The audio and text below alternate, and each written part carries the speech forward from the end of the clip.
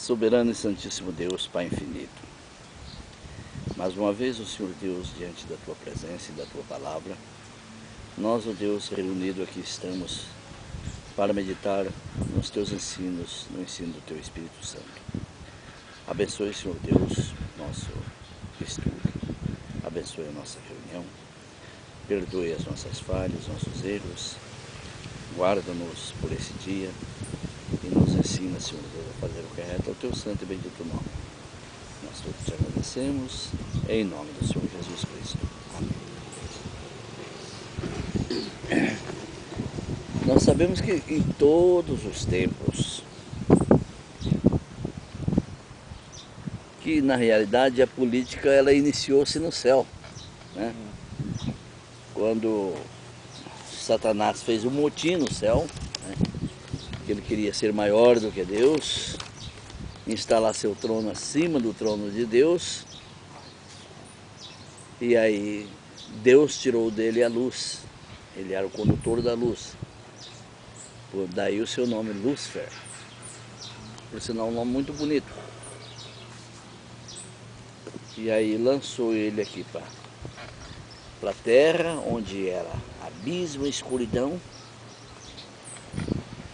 e aqui ele ficou, não se sabe por quanto tempo, até que Deus tomasse a providência de fundar a terra, criar um jardim, colocar uma pessoa bem abaixo dos poderes dele, e com estas pessoas Deus queria provar a ele que as pessoas de um nível bem abaixo ao dele era capaz de servir a Deus e obedecer a Deus. E aí ele usou de sua estratégia para derrubar a teoria de Deus, a prática de Deus, e acabar com essas pessoas, em vez de ser servos de Deus, passaram a ser servos dele. E ele conseguiu em boa parte. Porque a maior parte das pessoas do mundo são servos do diabo e não servos de Deus. Então, Jesus, ao dirigir-se aos seus discípulos, ele dirigiu falando dos políticos, dos governantes, da cúpula dos poderosos, e ele passou a ensinar dessa maneira. Na tentação dele, ele mostrou, né, tudo isso aí, na tentação de contra Cristo. Jesus, ao se dirigir às autoridades e os governantes, os que editavam as leis e a todos os que se encontravam no poder, então ele se dirigiu desta forma: na cadeira de Moisés se assentam os escribas e os fariseus. Os escribas são os que editavam a lei. Os fariseus é que tinham a seita fanáticas. Porque quando existia o judaísmo, nós sabemos que pela palavra de Deus, os judeus nunca obedeceram a Deus, nunca serviram a Deus. Sempre tinha em contradição a lei de Moisés com a lei de Deus, quando não era a lei de Deus com a lei de Moisés, e assim eles não serviam a Deus. Não cumpria nenhum outro lado da lei. Mas ele diz, na cadeira de Moisés se assentam os escribas e os fariseus, porque Moisés foi um líder, foi um governante,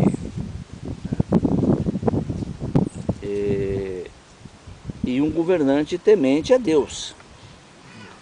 Moisés foi um líder que fez de uma nação de escravos num povo.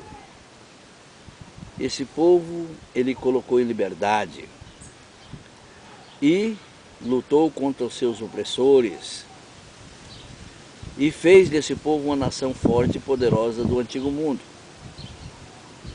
Moisés foi um governante, foi um intercessor deste povo, foi advogado e foi um guia, governador exemplar.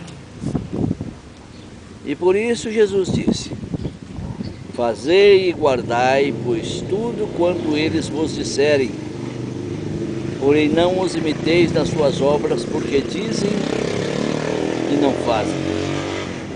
Já naquele tempo era assim.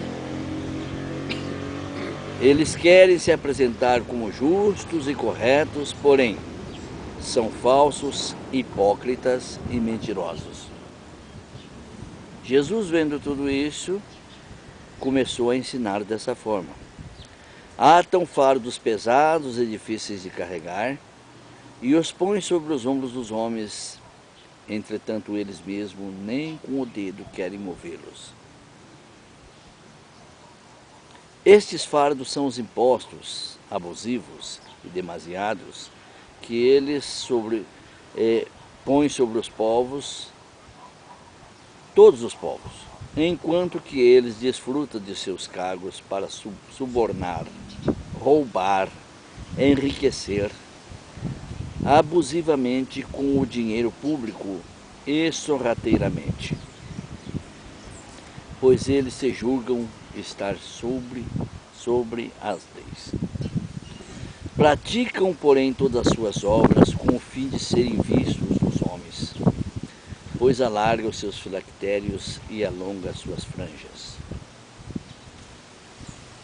O que é um filactério? Dentro de uma caixinha existia várias fitas, e aquelas fitas tinham textos da Bíblia, e eles colocavam a fita no punho ou amarravam na testa.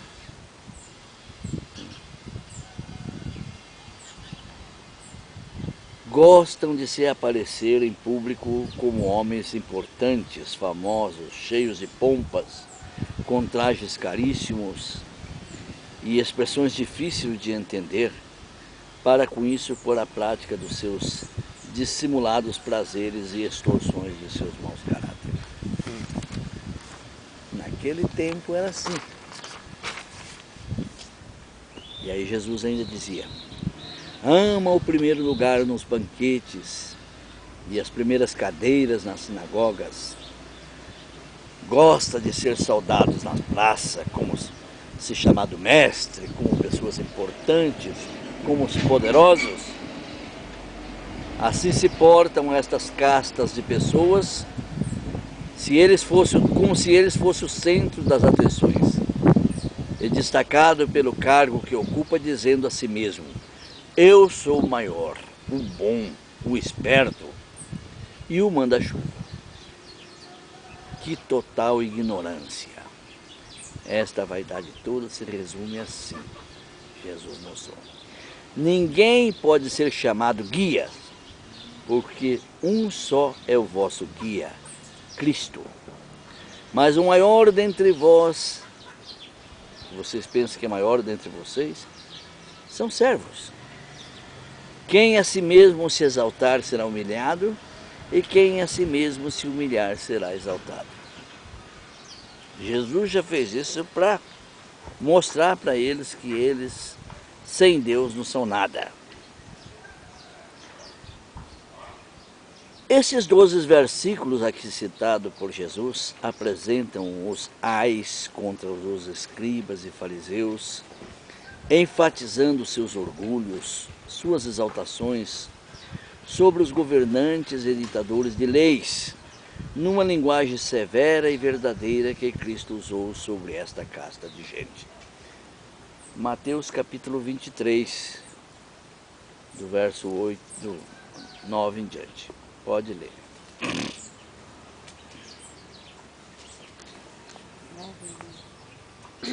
Fala um pouco alto para poder ouvir bem a gravação.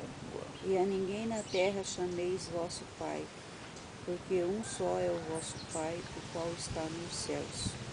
Nem vos chameis mestres, porque um só é o vosso mestre, que é o Cristo.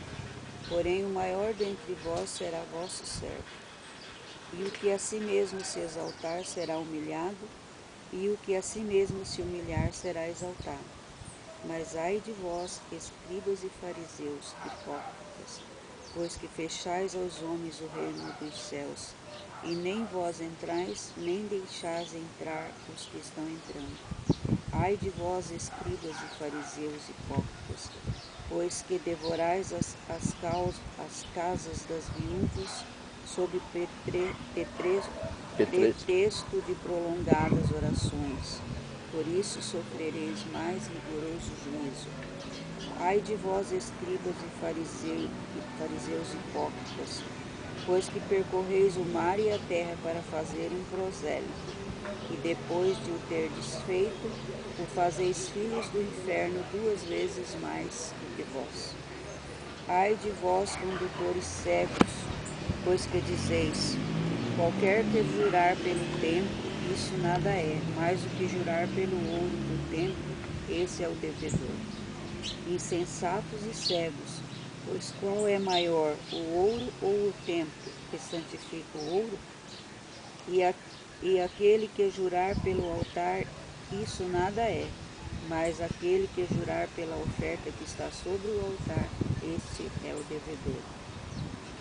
Insensatos e cegos, pois qual é maior, a oferta ou o altar que santifica a oferta? Portanto, o que jurar pelo altar, jura por ele e por tudo que sobre ele está. E o que jurar pelo templo, jura por ele e por aquele que nele habita. E o que jurar pelo céu, jura pelo trono de Deus e por aquele que está assentado nele.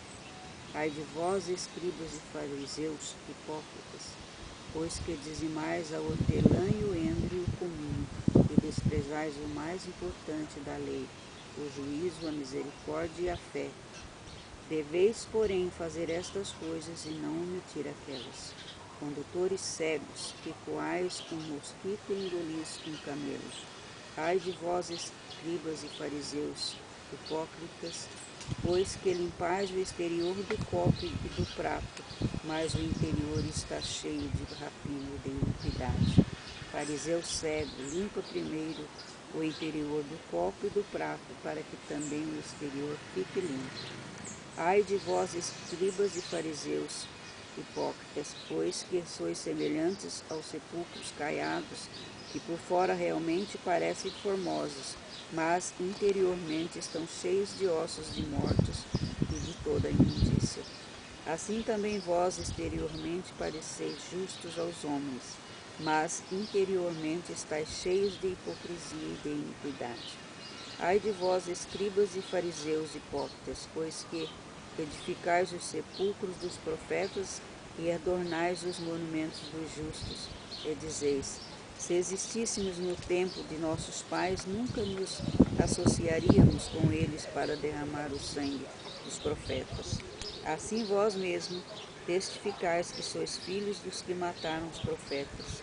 Enchei vós, pois, a medida de vossos pais. Serpentes, raça de víboras, como escapareis da condenação do inferno? Portanto, eis que eu vos envio profetas, sábios e escribas, e a uns deles matareis e crucificareis, e a outros deles açoitareis nas vossas sinagogas, e os perseguireis de cidade em cidade, para que sobre vós caia todo o sangue justo, que foi derramado sobre a terra, desde o sangue de Abel, o justo, até o sangue de Zacarias, filho de Baraquias, que matastes entre o santuário e o altar. Só isso. Só isso? Isto, já naquela época, há 2000 anos atrás, Jesus fez esse discurso mostrando a sujeira das autoridades daquela época, mostrando a ganância daqueles homens, mostrando a usurpação de poder e humilhando as pessoas mais fracas do que eles. E agora eu pergunto, em nossos dias, será que isso mudou alguma coisa? Se fizermos uma análise detalhada, vemos que na prática, nas suas condutas, nada mudou. São os mesmos do tempo de Cristo, só com uma diferença. Usa para extorquir, roubar e aplicar fardos pesados à tecnologia hoje presentes. Seus deus é o dinheiro, e por isso corrompem, bajulam, encobrem seus maus caráter e subornam para alcançar os seus objetivos. Mas para esse tipo de parlamentar, a Bíblia também acusa.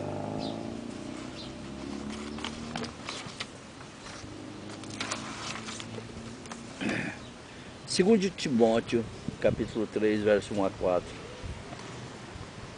Vamos deixar que a Bíblia fale com eles.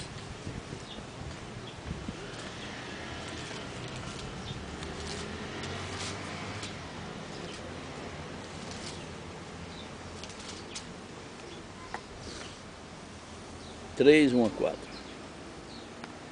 Sabe, porém, isto, que nos últimos dias sobrevirão tempos trabalhosos, porque haverá homens amantes de si mesmo, avarentos, presunçosos, soberbos, blasfemos, desobedientes a pais e mães, ingratos, profanos, sem afeto natural, irreconciliáveis, caluniadores, incontinentes, cruéis, sem amor para com os bons, traidores, obstinados, orgulhosos, mais amigos dos deleites do que amigos de Deus. Não é o que está acontecendo?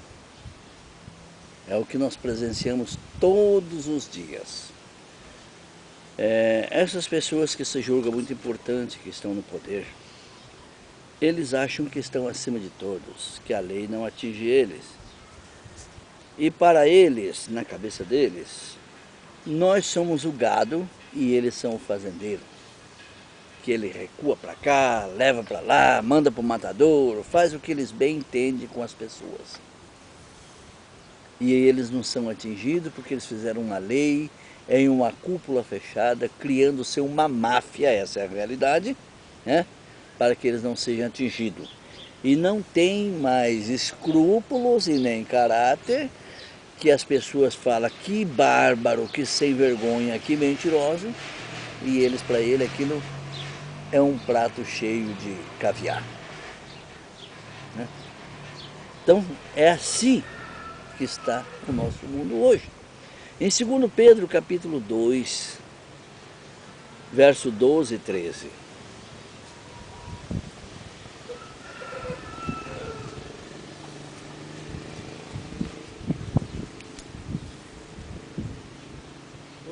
E 13.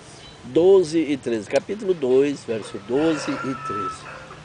Mas estes, como animais irracionais, que seguem a natureza, feitos para serem presos e mortos, blasfemando do que não entendem, perecerão na sua corrupção, recebendo o galardão da justiça, pois que tais homens têm prazer nos deleites cotidianos. Nódoas são eles e máculas, deleitando-se em seus enganos, quando se banqueteiam convosco. Mas estão preparados, separados já para ser julgados pela justiça de Deus. A justiça de Deus é a lei de Deus. Judas 12 a 16.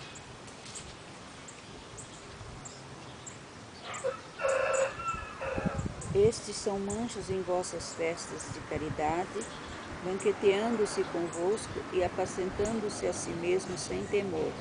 São nuvens sem água, levadas pelo vento de uma para outra parte, e são como árvores murchas, infrutíferas, 2 vezes mortas, desarraigadas, ondas impetuosas do mar, que escumam as suas mesmas abominações, estrelas errantes para os quais está eternamente reservada a negrura das trevas. Até o verso 16.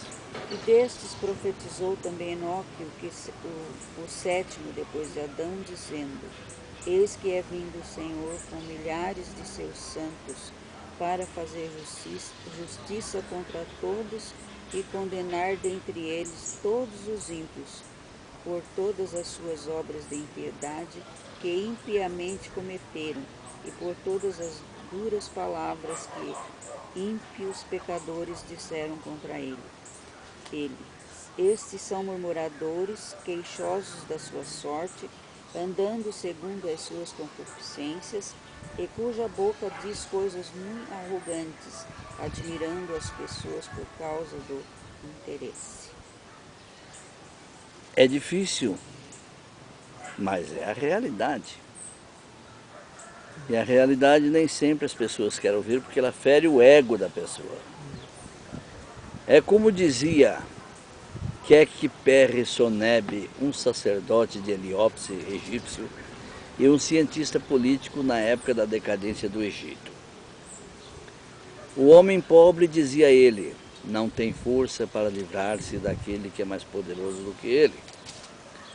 A miséria reina por toda a terra. Aqueles que nasceram para dirigir as nações são degenerados e covardes. Mas a própria sociedade é corrupta e complacente. E por que é corrupta e complacente? Na hora que ele edita uma lei